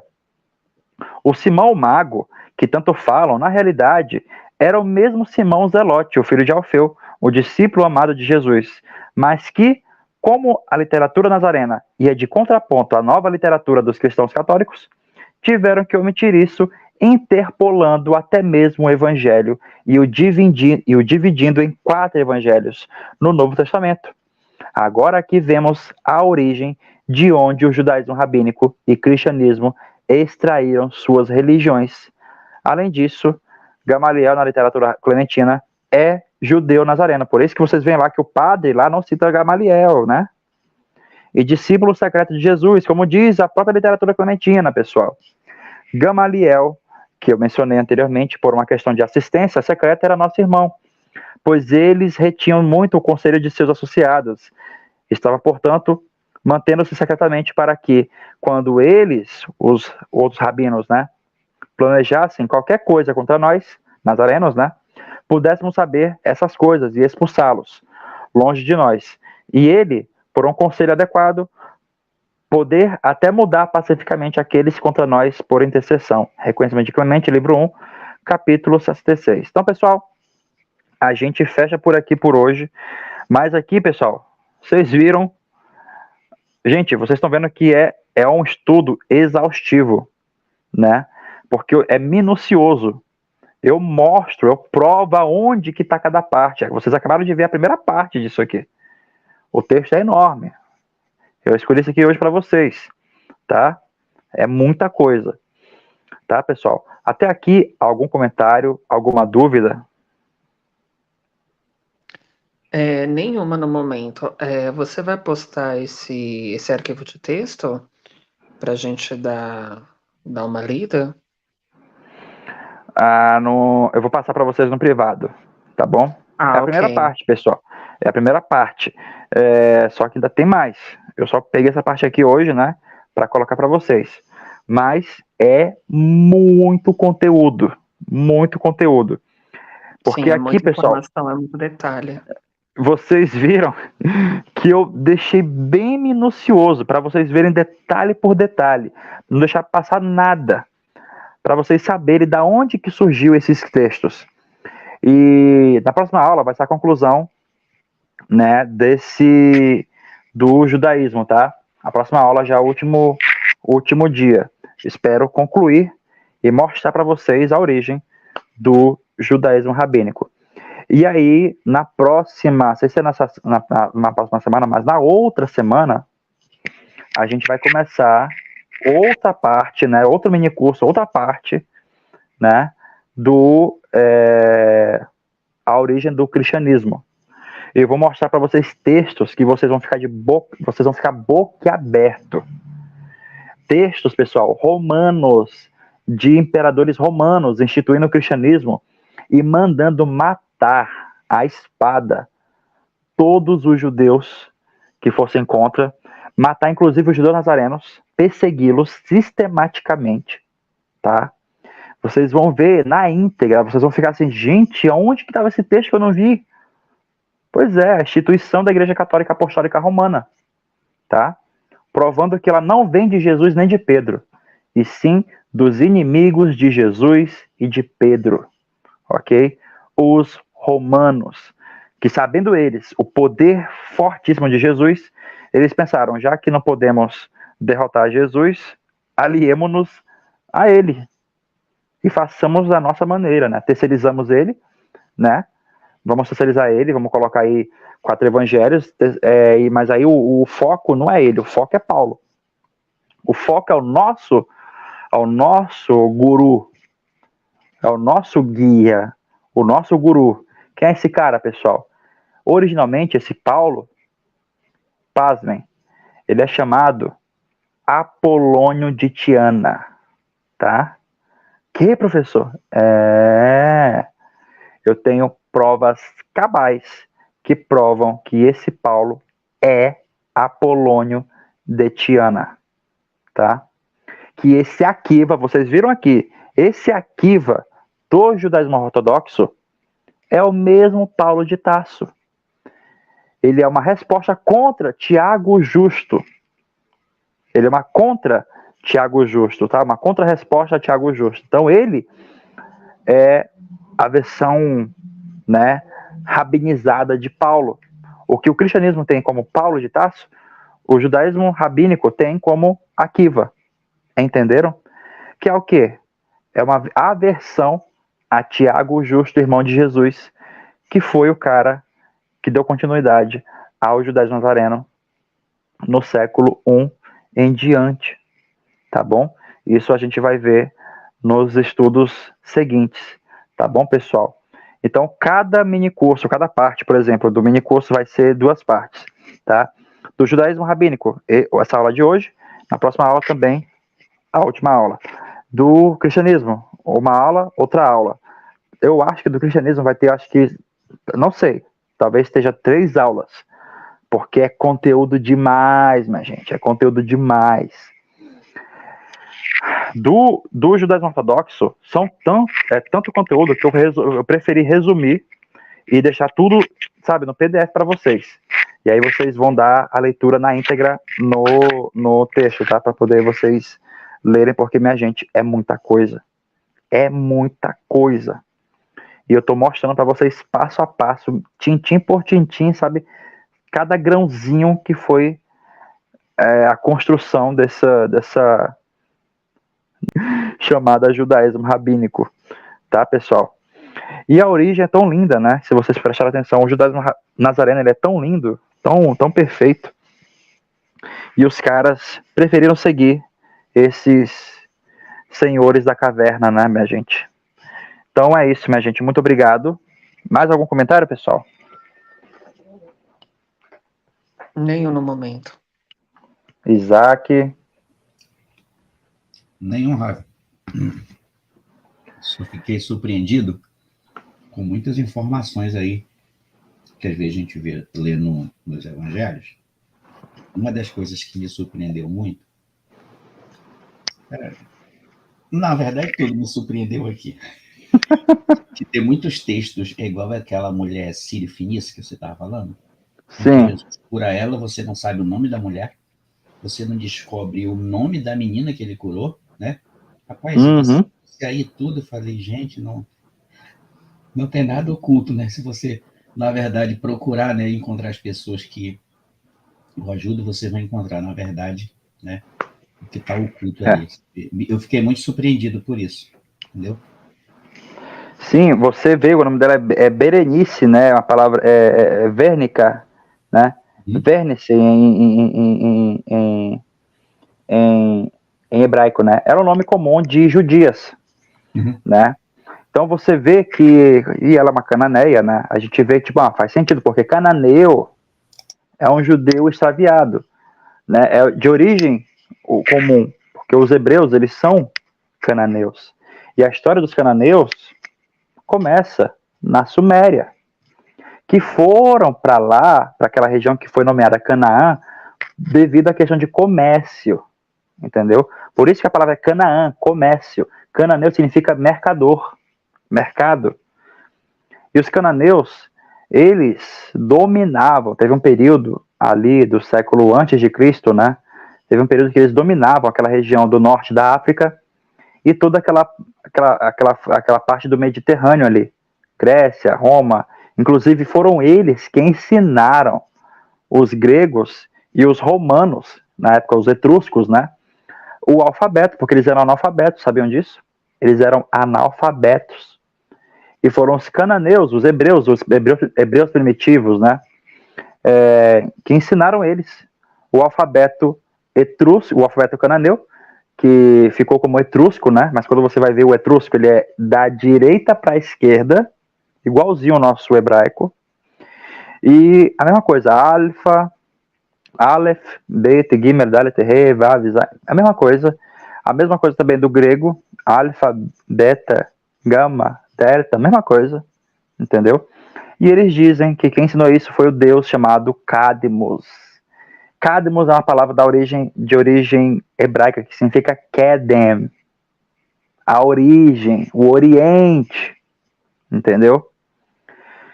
Então essa história toda que vocês vêem nos mitos romanos tem origem conosco, entendeu? Tudo tem origem conosco. Adonis, o Adonis lá dos gregos é o nosso Adonai. Minha gente. Então todas essas coisas aí que eles falam que é deles, eu tenho uma ciência, mitologia, a melhor mitologia, tudo cópia da gente. Quem vai falar isso é Tassiano de Diabene, Judeu Nazareno. Ele fala, vocês são um bando de copião. Vocês ficam aí se gabando de sabedoria. Essa sabedoria veio da gente, né? A gente ensina para vocês e vocês pegam como se fosse de vocês. Vocês literalmente tomam como se fosse deles, sabe? Tipo assim, é só dos gregos, é só dos romanos. Não tem outra origem, né? Eu fico vendo algumas coisas na internet e também nos filmes que eu fico tipo, gente, que loucura. Tem um filme que eu gosto muito, chamado O Físico, já assistiram?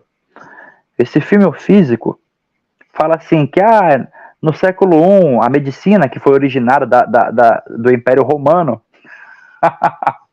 do Império Romano, a medicina não foi inventada no Império Romano.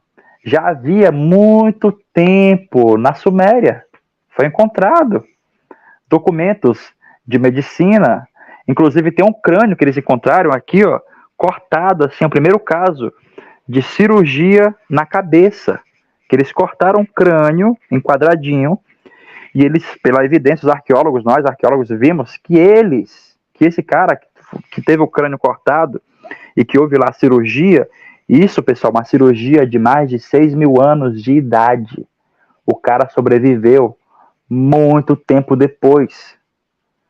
Que, professor? Procura na internet, tem artigos sobre isso aí, tá? Na Suméria. Então, os sumerianos estavam avançados mais que os romanos há muito tempo, ok? Se realmente, de fato, os romanos fossem tão avançados, por que teve o período medieval, a Era das Trevas? Hã? Deveriam pensar sobre isso aí, né? Tá bom, pessoal? Então é isso. Muito obrigado a participação de vocês, pessoal, Lupe, Isaac e os outros demais que vão adentrar aí futuramente. E até a próxima, pessoal.